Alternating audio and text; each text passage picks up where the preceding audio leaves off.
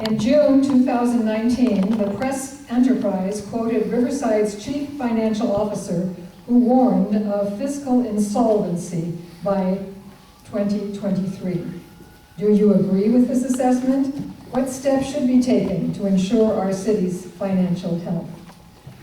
Well, I don't disagree with him. I mean, I look and I see $600 million in unfunded pension liabilities. I see spending and spending and spending going up and up and up.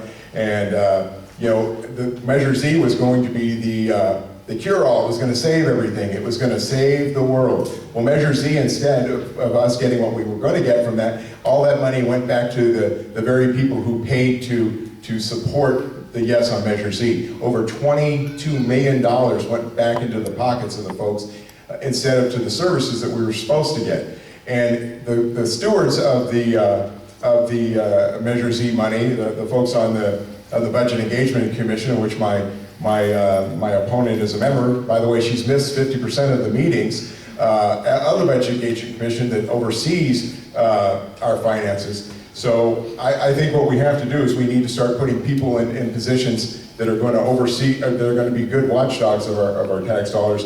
And the elected officials of the city need to be good stewards of the tax dollars as well. Patty?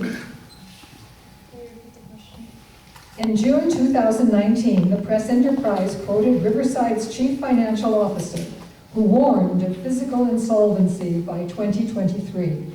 Do you agree with this assessment? What steps should be taken to ensure our city's financial health?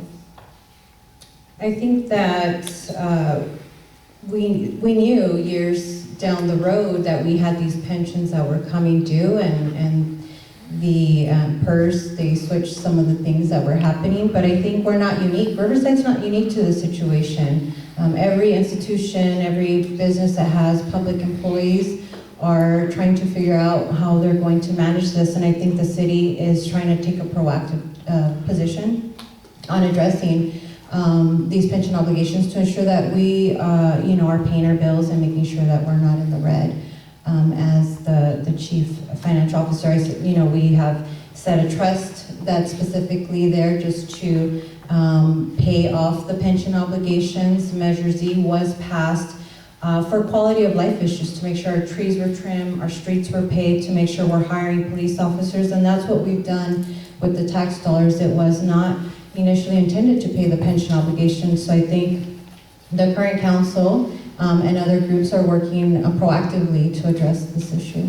Sean? Well, only 0.5% of the money from Measure Z has gone to this quality of life issues like street repairs and tree trimming. So what the voters got was not what they were promised. And it was Ms. Placentia and the Budget Engagement Commission's responsibility to oversee it. Perhaps if she showed up more than 50% of the time, she would do that.